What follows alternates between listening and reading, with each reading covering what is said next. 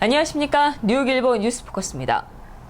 침묵되어서도 안 되고 침묵할 수도 없는 가정폭력의 근절과 예방을 위한 행사가 플러싱에서 열립니다. 뉴욕 가정상담소 주최의 가정폭력 반지 침묵 행진이 10월 2일 금요일 오후 5시 반 플러싱 백구경찰서 앞에서 시작됩니다. 상담소가 18년째 이끌어오고 있는 이 행사는 참가자들이 마스크를 쓰고 거리 행진을 벌임으로써 사회 내에서 침묵되고 있는 가정폭력에 대한 실상을 알리고 더불어 더 이상은 폭력에 침묵해서는 안 된다는 의미를 담고 있습니다. 23일 행사 홍보차 뉴욕일보를 방문한 뉴욕 가정상담소 관계자들은 아직까지 만연한 지역 내 가정폭력에 대한 심각성을 알리고 이에 대한 인식 제고를 위해 진행되어 오고 있는 행사에 많은 한인들이 동참해 가정폭력이 없는 사회를 위해 다 함께 힘을 모아달라고 당부했습니다. 네, 저희 뉴욕 가정상담소가 창립된 지 26년이 돼가는데요. 저희 침묵행진은 18년째 저희가 하고 있습니다. 우리 한인 사회에도 가정폭력이 존재하고, 그리고 가정폭력을, 가정폭력을 저희가 방지하고 근절하기 위해서 저희 가정상담소가 설립됐는데요. 가장 중요한 행사 중에 하나가 저희 사일런트 마치 침묵 행사입니다. 그래서 그 행진에는 저희 이 지역사회의 많은 커뮤니티 파트너들과 정치인들이 참석하고, 그리고 또 지역사회에 계신 많은 한인분들 뿐이 아니라 타인 사회에서도 많이 참석해 주셔서 가정폭력에 대해서 알리기 캠페인을 하는 겁니다. 그래서 한인 사회에서도 많이 관심을 가져주시고, 혹시 참석하지 않으시더라도 거기에 대해서 많은 생각을 해주시고, 앞으로도 저희 뉴욕 가정상담소에 많은 관심을 가져주시기 바랍니다.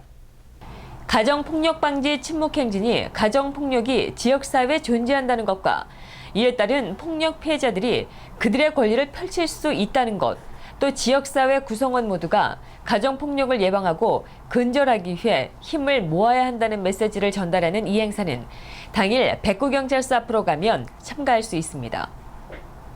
저희 뉴욕 가정상담소가 18회 가정폭력 방지 침묵행진을 개최합니다. 다음 주 금요일인 10월 2일 오후 5시 반에 백구경찰서 앞에서 모이게 되는데요. 플러싱 메인 스트릿을 따라서 플러싱 라이브러리까지 침묵행진이 진행이 됩니다. 참여를 원하시는 분들은 백구경찰서 앞에서 모이셔도 되고요. 아니면은 저희 뉴욕 가정상담소 김지혜 코디네이터를 찾아주시면 됩니다. 718-460-3801로 전화주세요.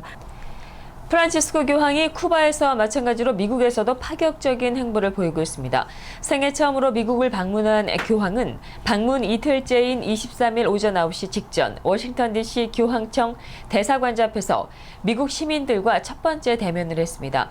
교황은 이날 환영을 나온 수많은 인파의 손을 흔들어 인사를 한 뒤 백악관으로 향하는 차에 오르기 전 10분여 동안 시민들과 일일이 악수를 하며 대중적인 행보를 보였습니다.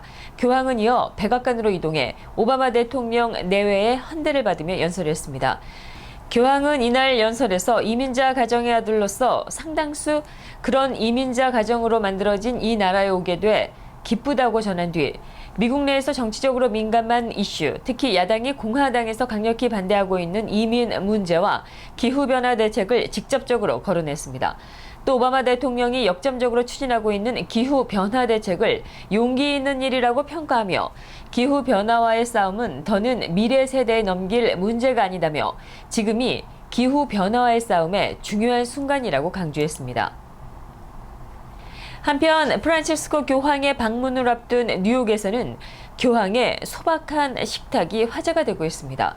전임 교황의 뉴욕 방문 때나 같은 리셉션이나 대규모 만찬 일정이 잡혀있지 않다고 미일간 뉴욕타임즈가 23일 전했습니다.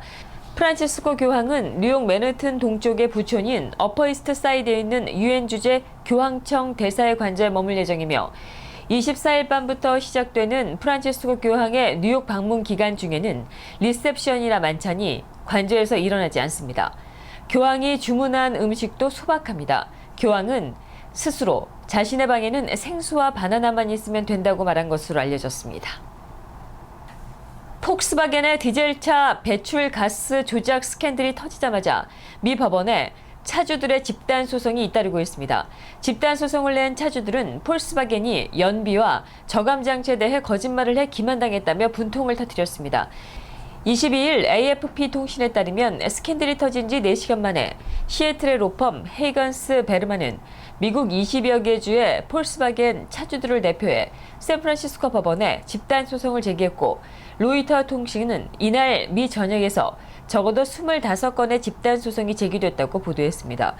폴스바겐은 지난 2009년도부터 6년 동안 미국에서 판매한 48만 2천 대의 디젤 차량에 소프트웨어를 장착해서 배출가스 검사를 받을 때는 배출가스 저감 장치를 정상적으로 작동하게 하고, 실제 도로에서 주행할 때는 꺼지도록 하는 방식으로 미 환경보호청에 배출가스 검사를 통과한 사실이 드러나 비난을 받고 있습니다. 차주들은 소장에서 폴스바겐이 배출가스 저감 장치와 연비에 대해 사기를 치면서 사실을 은폐하고 거짓 광고를 해 연방과 주 관계 법령을 위반했다고 주장했습니다. 폭스바겐의 디젤차 배출 가스 조작 스캔들이 일파만파로 퍼지고 있습니다. 자동차 업계에 전례 없는 이번 사태로 최대 자동차 업체인 폴스바겐의 그룹도 유무형의 막대한 타격이 불가피해졌습니다. 23일 외신 등에 따르면 폴스바겐이 이번 사태로 감당해야 할 가장 확실한 손실은 우선 막대한 리콜 비용입니다. 미 환경보호청은 지난 18일 폴스바겐 그룹이 미국의 자동차 배기가스 환경 기준을 충족시키기 위해 배출가스 저감 장치를 눈속임했다며 제타, 비틀, 골프, 파사트, 에이뚜리 등 디젤 자동차 48만 2천 대에 대한 리콜 명령을 내렸습니다. 전문가들은 리콜 비용이 수백만 달러에 달할 것으로 내다보고 있습니다. 하지만 이뿐만이 아닙니다. 미 법무부 역시 조사에 착수하는 등 각국에서 형사처벌로 이어질 가능성도 있습니다. 조사가 완료돼 조작이 입증이 되면 회사는 차량당 37,500달러씩 최대 180억 달러의 천문학적 벌금을 내야 할 수 있습니다. 조사를 통해 회사 내 어느 선까지 조작이 연루됐고 조작 사실을 알고 있었는지가 확인이 되면 책임자는 형사처벌을 피할 수 없게 됩니다. 세계에서 가장 유명한 영어 노래 중에 하나인 생일 축하 노래 해피 버스데이 투 유가 저작권 대상이 아니라는 미국 법원의 판결이 나왔습니다.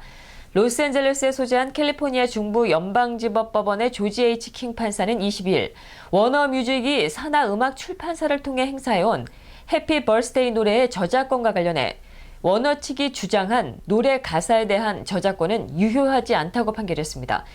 킹 판사는 43쪽 분량의 판결문에서 해피 버스데이 노래의 원 저작자인 클레이턴 F. 서미는 작곡자로부터 가사에 대한 권리를 넘겨받은 적이 없으며 이 회사로부터 저작권을 사들인 워너 측 역시 마찬가지라고 밝혔습니다. 원곡인 굿모닝 투 올의 기본 선율은 이미 오래전부터 공유 대상이었습니다. 워너 측은 해피 버스데이 투라는 가사에 근거해 저작권을 행사해왔으나 이번에 법원이 이를 인정하지 않은 것입니다.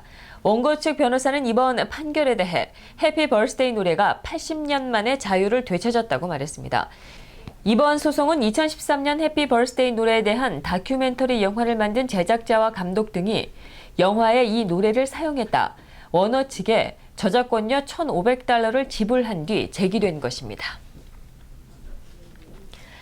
끝날 때까지 끝난 게 아니다라는 명언을 남긴 뉴욕 양키스의 전설적인 포수 요키 베라가 별세했습니다. 향년 90세입니다. MLB.com은 23일 요키 베라가 세상을 떠났다고 전했습니다. 1925년 세인트루이스에서 태어난 베라는 1946년 9월 23일 양키스 소속으로 메이저리그 무대를 밟았고 1965년까지 현역 생활을 하며 2,120경기에 나서 타율 0.285, 358 홈런을 기록했습니다. 1948년도부터 1962년도까지 15시즌 연속 올스타에 꼭 뽑혔고 3차례 아메리칸 리그 최우수 선수에 올랐습니다. 양키스는 베라가 주전 선수로 뛰는 동안 10번 월드시리즈 우승을 차지했습니다. 메이저리그 역사상 챔피언 반지 10개를 수집한 선수는 베라뿐입니다. 양키스는 베라의 등번호인 8번을 영구 결번했습니다. 베라는 매치 시절 명언을 남겼습니다. 1973년 매치가 시카고 컵스에서 최하위로 달리고 있을 때 한 기자는 베라에게 시즌이 끝난 것인가 라고 물었습니다. 이때 베라는 끝날 때까지 끝난 게 아니라고 말했습니다. 이는 현재까지 가장 유명한 야구 명언 중 하나로 꼽히고 있습니다. 당시 매치는 컵스를 제치고 내셔널리그 동부지구 우승을 차지했습니다. 베라는 이 밖에도 야구 경기의 90% 중 절반은 정신에 달려있다며 내가 말했다고 하는 것은 대부분 내가 한 말이 아니다. 기록은 깨질 때까지만 존재한다는 숱한 명언을 남기며 요기즘이라는 신조어도 만들어냈습니다. 감독에서 물러난 뒤에도 베라는 다양한 사회봉사 활동으로 성공한 야구인의 표본이 됐습니다. 이상으로 뉴스포커스를 모두 마치겠습니다. 시청해주신 여러분 고맙습니다.